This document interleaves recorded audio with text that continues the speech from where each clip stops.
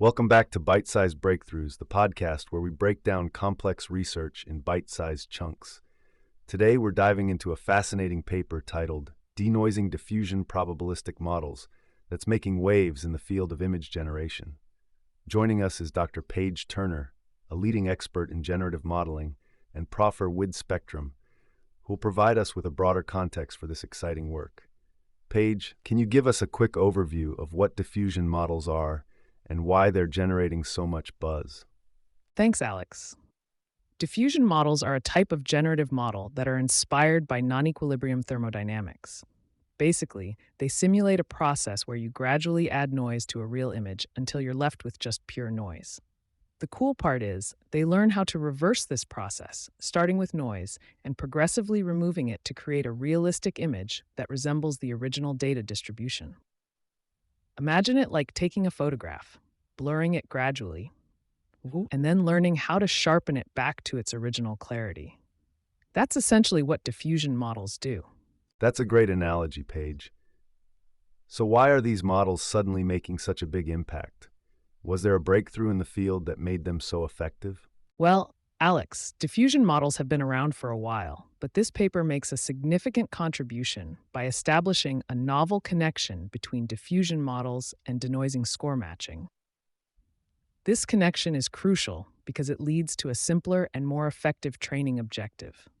Previously, diffusion models hadn't been shown to be capable of generating images with such high quality, especially when compared to other popular techniques like GANs.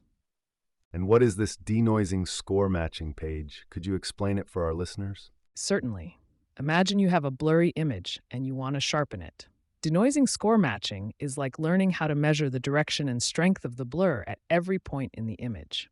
By learning this score, which represents the gradient of the data distribution, the model can then use it to progressively remove the blur and generate sharp, realistic images. Essentially, it's a way of learning the underlying structure of the data distribution through the noise itself. Fascinating. So this paper basically leverages denoising score matching to create a more effective training objective for diffusion models. This is a significant innovation, Paige. What does this mean for the way these models are trained? How does this simplified objective improve the outcome? Yes, that's right, Alex.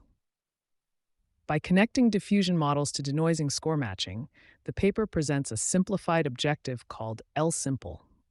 This objective focuses on minimizing the difference between the actual noise added to an image and the noise predicted by the model. It's like giving the model a more direct target to aim for, rather than trying to learn the entire complex process of noise removal in one go.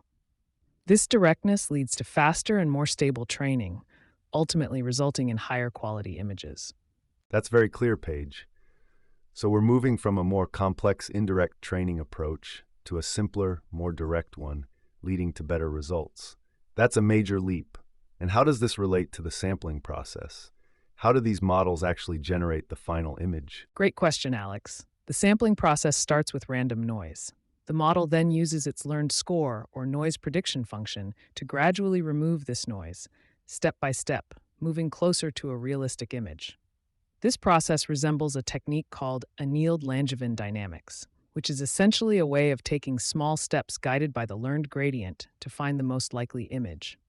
The model effectively walks through a series of increasingly less noisy states, eventually reaching a final image that resembles the real data. So we're basically learning to walk through a blurry landscape until we reach a clear image. I'm starting to grasp the concept, Paige. Now, Professor Spectrum, I know you've been keeping up with this field. What are your thoughts on the significance of this work, and how does it compare to existing methods? Alex, this is truly groundbreaking work.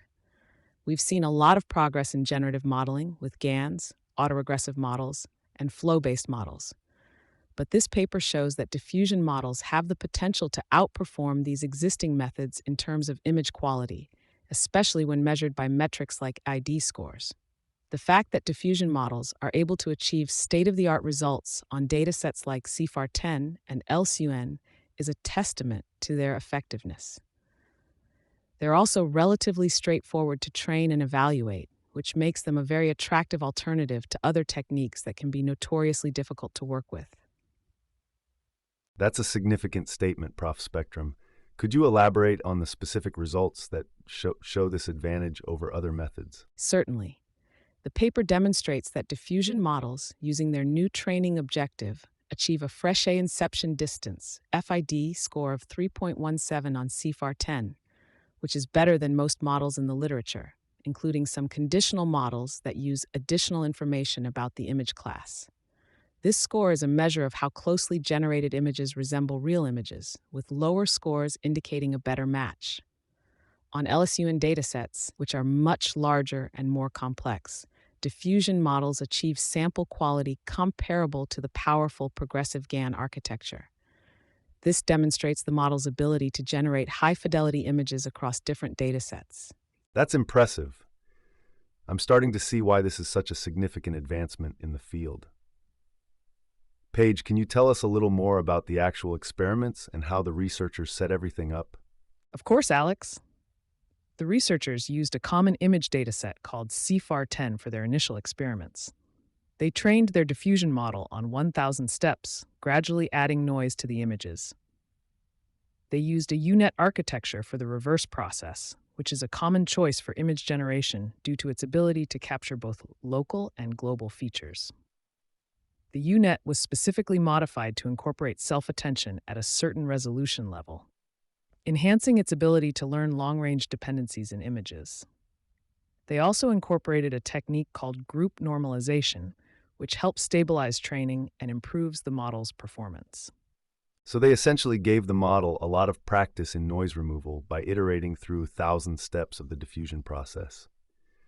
And the U-Net with self-attention sounds like a powerful tool to capture the intricacies of images. But Paige, what about the specifics of the training process? How was the learning rate chosen, and how did they ensure the model wouldn't overfit? Great points, Alex. The researchers used the Atom Optimizer with a learning rate of 210-4 for CIFAR10 and 2M10-5 for larger images like LSUN. They carefully adjusted the learning rate for different image sizes to ensure stability. To prevent overfitting, they incorporated dropout, which randomly sets a percentage of neurons to 0 during training, preventing the model from relying too heavily on any specific features in the data. They also used exponential moving average, EMA, on model parameters, which helps smooth out fluctuations and improves the overall performance of the model. It sounds like they put a lot of thought into the training process to ensure robust and efficient learning. Prof. Spectrum, do you have any comments on the experimental setup or any aspects you think are particularly noteworthy? Yes, Alex, I find their approach to be very well designed. They've carefully considered the trade-off between the number of steps in the diffusion process and the complexity of the model architecture. Using 1,000 steps allows the model to learn how to remove noise gradually, resulting in a smooth and refined generation process. The U-Net with self-attention is a robust and well-established choice for image generation, ensuring that the model can capture both local and global features within the image. I also appreciate their careful use of dropout and EMA, which are crucial for preventing overfitting and enhancing the model's stability. These details highlight the importance of meticulous engineering when developing sophisticated machine learning models. I'm starting to see the value of those seemingly small details in the bigger picture of training a generative model. Paige, you mentioned that this paper highlights diffusion models' effectiveness as lossy compressors. Can you elaborate on that? Certainly, Alex. The paper shows that diffusion models can be quite effective at lossy compression, meaning they can efficiently represent the essential features of an image while removing some of the finer details. This is because a significant portion of the information in a losslessly compressed image often describes imperceptible details that have minimal impact on the overall visual experience. They show that, in their experiments, more than half of the lossless code length is dedicated to these imperceptible details. This means that diffusion models can effectively compress the image by discarding this unnecessary information, resulting in a smaller representation that still captures the core visual content. That's an interesting observation, Paige. So we can potentially use these models for efficient image compression by focusing on the most significant visual information and discarding less important details. Professor Spectrum, what are your thoughts on this potential application of diffusion models? Alex, this opens up exciting possibilities for data compression, especially as images become higher resolution and internet traffic continues to grow.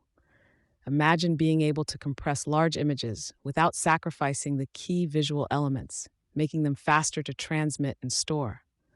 Diffusion models could be a game changer in this domain. However, it's important to note that the paper's approach is a proof of concept. Implementing a practical compression system based on diffusion models would require further research and development, but it's definitely a promising area to explore.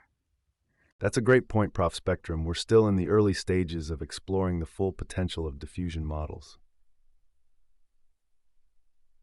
Paige, one final question before we wrap up. What are some of the limitations and future directions that the paper highlights? While the paper demonstrates remarkable success in image generation, it acknowledges that diffusion models still have some limitations. First, while their lossless code lengths are better than those reported for energy-based models and score matching, they're not yet competitive with other likelihood-based models. Second, their progressive lossy compression approach is still a proof of concept and requires further development to be practical. Finally, the paper focuses primarily on image generation, and further investigation into their potential for other data modalities like audio and text remains an area for future research. It's good to acknowledge the limitations, Paige, as it helps to see the bigger picture. Prof. Spectrum, you've been following this field closely. What are some of the key implications and potential applications of this research that you see moving forward? Alex, this research has a vast potential impact beyond just image generation. We can envision diffusion models playing a significant role in various applications, including data compression, representation learning, and even creative applications. In the realm of representation learning, diffusion models could potentially be used for learning complex data structures from unlabeled data, paving the way for new advancements in tasks like object recognition, natural language processing, and even reinforcement learning. And on the creative front, diffusion models could empower artists and designers to generate unique and visually compelling imagery, potentially influencing new forms of art and design. That's an exciting vision, Prof. Spectrum. It's clear that this research has the potential to create a ripple effect across multiple disciplines. Paige, any concluding thoughts you'd like to share with our listeners? Certainly, Alex. This paper represents a significant step forward in the field of generative modeling, demonstrating the power and versatility of diffusion models. Their ability to generate high-quality images, their connection to denoising score matching, and their potential for lossy compression make them a valuable tool for various applications. As we continue to explore and refine these models, we can expect even more groundbreaking advancements in areas like data generation, data compression, and representation learning. Thank you, Paige and Prof. Spectrum, for taking the time to break down this complex research for us. It's clear that diffusion models are poised to become a powerful tool for generating, compressing, and understanding data in ways we haven't imagined before. As always, keep your ears open for more exciting breakthroughs on bite-sized breakthroughs.